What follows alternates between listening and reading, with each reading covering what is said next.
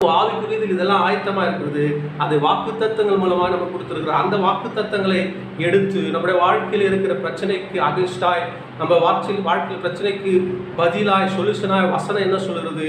வியாதிக்கு சொல்யூஷனாய் கர்த்தர் சிலுவையிலே நம்முடைய தழும்புகளாலே அவர் தழும்புகளை குணமாக்குறார். அந்த வார்த்தையை எடுத்து தரித்திரனிலே கர்த்தருடைய ஆசீர்வாதம் நமக்கு ஐஸ்வர்யம் தரும்.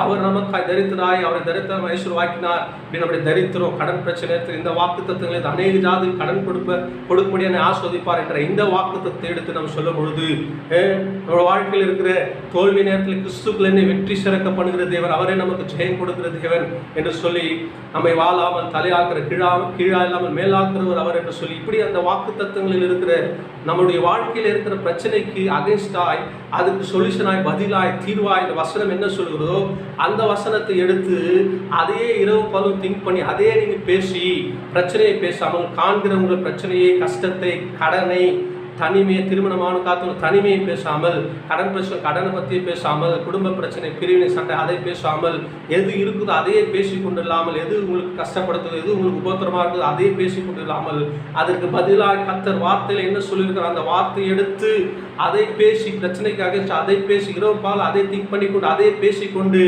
அதிலே உறுதியாக இருந்தீங்கன்னா அந்த வாக்குத்தத்தத்தின் ஆசீர்வாதங்களை நீங்கள் பெற்றுக்கொள்ள முடியும். பாருங்கள், அப்படிதான் வேதத்தில்